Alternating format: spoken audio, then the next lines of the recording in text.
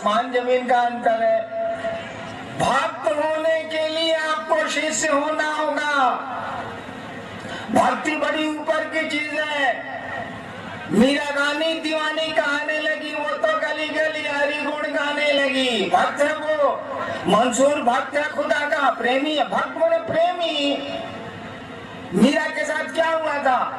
शादी के 6ठे साल उसका पति मारा गया राणा संगा के साथ युद्ध के मैदान में। पिता भी उसके मारे गए। बाद में उसका देवर राजा बना, वो भी लड़ाई में मारा गया। जहर दिया, जो उसके परिजन राजा बने थे उसने जहर दिया मीरा को। छोटी जातियों में जाकर बैठा करती है। रैदास उसके गुरु थे। छोड़ दिया राजपुताना का वो उसका अपना महल और चली गई। पहले बाद में द्वारिका गई, द्वारिका चली गई, वो छोड़ दिया उसने। सोचिए, भक्त इसको कहते हैं। हम लोग भक्त हैं। यहाँ से शिव को गुरु मान के गए। अब भीड़ हिले है, धक्का धुक्की होबे करेगा, थोड़ा बहुत देह में देह सटबे करेगा।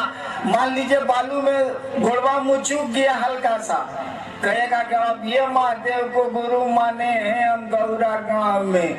जो तो साला गोड़ मुँह चूक गए, 14 साल के महादेव गुरु। या मीरा जहर पीती है, सुकरात जहर पीता है, ईसा सूली पे चढ़ता है, मंसूर कत्ल होता है। ये भक्त हैं, इसको प्रेमी कहते हैं, इसको भक्ति कहते हैं। इस भक्त को ऐसा भक्त होने के लिए आपको गुरु के पास जाना होगा, सही गुरु के पास जाना होगा, शिष्य होना होगा। और इसीलिए हमने तो पढ़ा नहीं है लेकिन सुना है, रामचरितमानस में लिखा है तुलसीदास जी ने, बिन युक्ति भक्ति न हुई। बिन युक्ति, बिना टेक्निक के, बिना लीवर के, बिन युक्ति भक्ति न हुई। क्योंकि भक्ति तो, प्रेम तो हम लोगों को जगत से है, उस परमात्मा से, उस महादेव से प्रेम हो कैसे सकता है? इसमें लीवर लगाना होगा, इसमें टेक्निक लगाना होगा, इसमें युक्ति करनी होगी। बिन युक्ति भक्ति न हुई। और लीवर तो गुरु के पास है, तकनीक तो गुरु के पास है, सूत्र तो गुरु के पास है, सब कुछ तो गुरु के पास है। शिष्य और भक्त में बहुत ज्यादा का अंतर होता है। शिष्य तो शिष्य है, शिष्य तो अभी सीख रहा है, सीखने वाले को शिष्य बोलते हैं। संस्कृत में वैसे अनुशासन मानने वाले को शिष्य बोलते हैं। शिष्य शब्द जो बना है ना, वो शस धातु से बना है। शिष्य शब्द जो बना है संस्कृत में, वो शस धातु से बना है। उसी शस धातु से बना है शासन, उसी शस धातु से बना है प्रशासन, उसी शस धातु से बना है अनुशासन। अंग्रेजी बहुत बढ़िया है। अंग्रेजी में डिसाइपल और डिसिप्लिन, डिसिप्लिन से डिसाइपल बना है। डिसाइपल माने चेला, डिसिप्लिन से डिसाइपल बन गया। अंग्रेजी ठीक है, अंग्रेजी में अनुशासन से बन गया शिष्य। जो अनुशासित नहीं है वो शिष्य हो ही नहीं सकता है। और संस्कृत में भी है शस धातु, उसी से शासन है, उसी से अनुशासन है, उसी से प्रशासन है, उसी से बना है शिष्य। शिष्य का मानी होता है जो गुरु के अनुशासन में रहे, जो गुरु कहते हैं वो करे, तभी वो शिष्य है। ऐसे शिष्य का मानी होता है सीखने वाला सीखने गया है। भक्त का मानी तो प्रेमी होता है। अरे बाप रे बाप, भक्त होना आसान नहीं है भैया। शिष्य बनने की कोशिश करिए। गुरु शिष्य को भक्त ही बनाते हैं, उस शिव का प्रेमी ही बनाते हैं। एक भाई ने पूछा है कि गुरु की मानव जीवन में क्या जरूरत? शैक्षणिक ज्ञान पर्याप्त नहीं है क्या? शैक्षणिक ज्ञान तो जगत के बारे में ज्ञान दिया जाता है ना। आपको हमको कौन बताएगा कि हम लोग मर के कहाँ जाते हैं, काहे मर जाते हैं, काहे सांस चलती है? एक बात बताइए तो, ये दिल काहे धड़कता है, ये सांस किसकी ताकत से चलती है, ये शरीर में खून कैसे दौड़ता है, ये तो विज्ञान नहीं बताएगा। कहेगा कि तुम पैदा हुए तो खून दौड़ता है, तुम पैदा हुए तो दिल धड़कता है। ये तो शैक्षणिक ज्ञान नहीं दे सकता है। आइंस्टीन ने कहा था ना कि कुछ दूरी के बाद तो कुछ पता ही नहीं चलता कि साला यहाँ है क्या चीज, कहाँ से आए हम, किस लिए आए हम, कब तक रहेंगे हम, क्या प्रयोजन है हमारा आपका। कहते हैं कि मनुष्य सबसे बड़ा सजग प्राणी है संसार का। कौन सी प्राणी है, औरों की तरह खाते हैं, जानवरों की तरह रहते हैं, खाते हैं, पीते हैं, मर जाते हैं, बस इतने ही भर दुनिया हमारी आपकी है। गुरु की बड़ी अहमियत है। शैक्षणिक गुरु शिक्षण ये जगत का ज्ञान देते हैं, वो आपको जगत में काम देता है। वह गुरु तो आपको दोनों ज्ञान देता है। पहले सिस्टम था ना, शास्त्र विद्या भी सिखलाई जाती थी और शास्त्रों को भी पढ़ाया जाता था गुरुकुल में, दोनों होता था, दोनों की जरूरत है। वह गुरु होगा तो आपको समझ में आएगा कि आप क्या हैं, तुम क्या हो, तुम्हारा जीवन क्या है, कैसे तुमको रहना चाहिए। और शिक्षा आपको ईर्ष्या नहीं मिटा सकती है, प्रेम पैदा नहीं कर सकती है। भाषण से प्रेम पैदा नहीं होता भाई साहब। इमोशंस जो आपके हैं वो विज्ञान और किताबें उसको रेगुलेट नहीं करती हैं। आपकी भावनाएं जो है ना वो खुद ब खुद पैदा होती हैं इनके नियंत्रण के लिए। और आपकी किताबें कहती हैं, उपनिषद कहती है, असतो मां सद्गमय तमसो मां ज्योतिर्गमय। मानी क्या हुआ, स्कूल की दीवार पर लिखा रहता था पहले, तमसो मां ज्योतिर्गमय, अंधकार से प्रकाश की ओर चलो। देखिए इस जगत में अंधेरा शाश्वत है, रोशनी शाश्वत नहीं है। यहाँ रोशनी को हटा दीजिएगा ना तो अंधेरा खुद ब खुद आता है, यहाँ अंधेरा लाया नहीं जाता है। दिन के दोपहर में आप खिड़की दरवाजे बंद कर लीजिए, कमरे में अंधेरा हो जाएगा। सूरज बाहर निकला है लेकिन रोशनी को आप आने का रास्ता बंद कर दीजिए, अंधेरा हो जाएगा। यहाँ अंधेरा है, अंधेरा लाया नहीं जाता है, यहाँ रोशनी लाई जाती है तब अंधेरा हटता है। यहाँ अंध का तमस, यहाँ तम शाश्वत है, यहाँ अंधेरा शाश्वत है। इस अंधेरे को हटाने के लिए प्रकाश की जरूरत है। और इसीलिए हमारे शास्त्रों ने कहा भी, अज्ञान तिमिरांधस्य ज्ञानांजन शलाकया। अज्ञान रूपी अंधकार में गुरु प्रकाश की शलाका आंखों में लगाते हैं अपने शिष्य को। ये जैसे बाहर में अंधेरा शाश्वत है ना, हमारे आपके मन में भी अंधेरा शाश्वत है।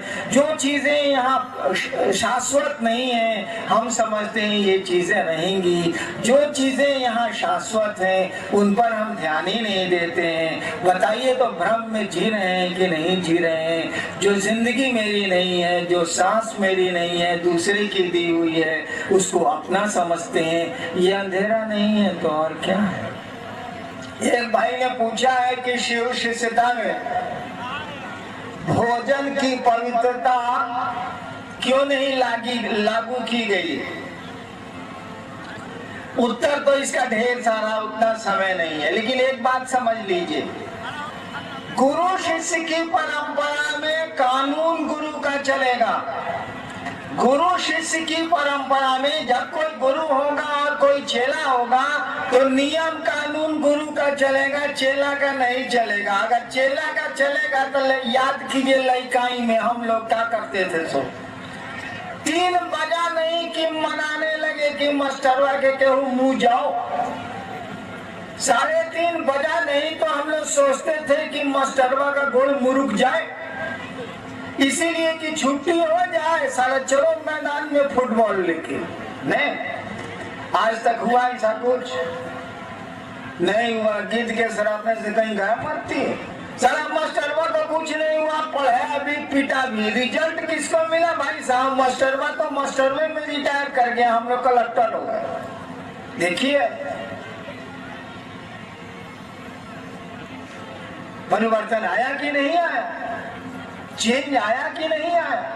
तो नियम गुरु का नहीं चलेगा, चेला का कैसे चलेगा। वो बना हुआ 5 बजे तक घंटी, आप कहेगा 3 बजे मास्टरवा के गोड़ मुरुक जाए गोड़ तरह से कला से।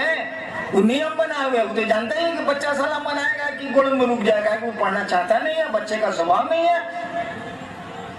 तो नियम गुरु ना बनाएंगे। महादेव गुरु है, शिव गुरु है, कहा गया जगत के गुरु है। जगत गुरु नमस्तुभ्यम, हे शिव हे जगत के गुरु तुमको हम नहीं बोले, किताब बोल रही है। जगत गुरु नमस्तुभ्यम, हे जगत के गुरु तुमको प्रणाम है।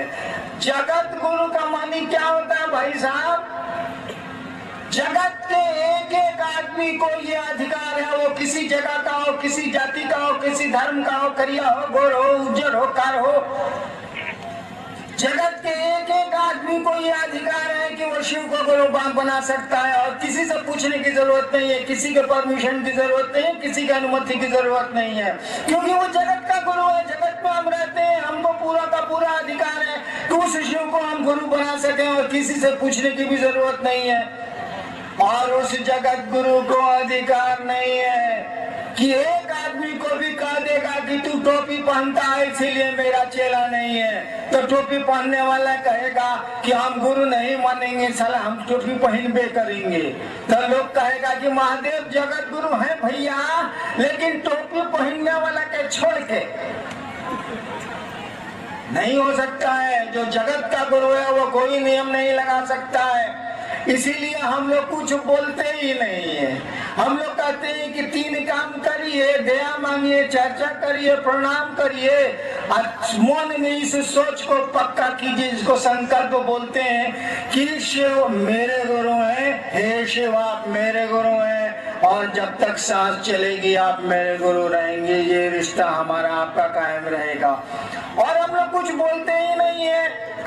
गोरखनाथ के बारे में सुना है ना कि नहीं सुना है? मच्छंदरनाथ महादेव के चेला, मच्छंदरनाथ महादेव के शिष्य थे और उनका शिष्य था गोरखनाथ। बोलचाल में वैसे किताब में उनका मत्स्येंद्र नाथ नाम है और गोरखनाथ का गोरक्षनाथ नाम है। बोलचाल में मच्छंदरनाथ के वही मच्छंदरनाथ, जाल मच्छंदर गोरख आया, गम निगम दिया हेला जी, कैसी नींद सोए आप जी, आप गुरु हम चेला जी। वही मच्छंदरनाथ का चेला था गोरखनाथ। गोरखनाथ बोलता है कि साधु कौन है? गोरखनाथ बोलते हैं साधु कौन है? जो जिसको कहते हैं कि साधु कौन है? हवा की न चली बा, ठबा की न बोली बा।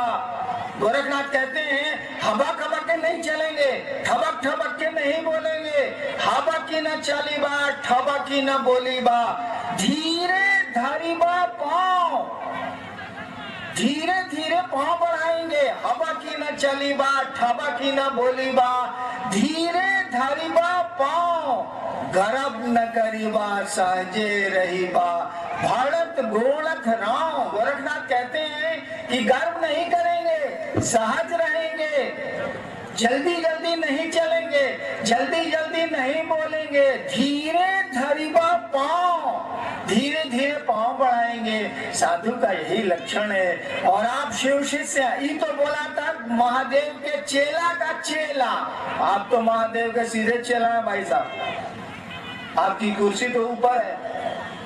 चलिए हम आपकी तकलीफों के लिए अपने गुरु महादेव से ये प्रार्थना करते हूँ कि आपकी ऐसे भी तकलीफें कम हो जाएं, आपका जीवन सुखमय हो, शिवमय हो, आप सचमुच में शिव के शिष्य बने। आपको देख के दूसरे कहें कि अरे महादेव का चेला तो महादेव जैसा होता है, इसका जैसा गुरु है वैसा ही शिष्य है, ऐसा ही आपको आचरण प्रस्तुत करना चाहिए। यही मैं अपने गुरु महादेव से प्रार्थना करता हूँ और यही अनधिकार आपको आशीर्वाद भी देना चाहता हूँ कि आपके दुख थोड़े कम हो जाएं, आपका जीवन सुखमय हो, शिवमय हो, शिव आपके गुरु हो। और यही कह के सबों के चरणों में जहाँ तक मेरी आवाज आज जा रही है, मैं अपना प्रणाम निवेदित करता हूँ। सारे लोग मेरा प्रणाम स्वीकार करें। आप सबों को मेरा प्रणाम।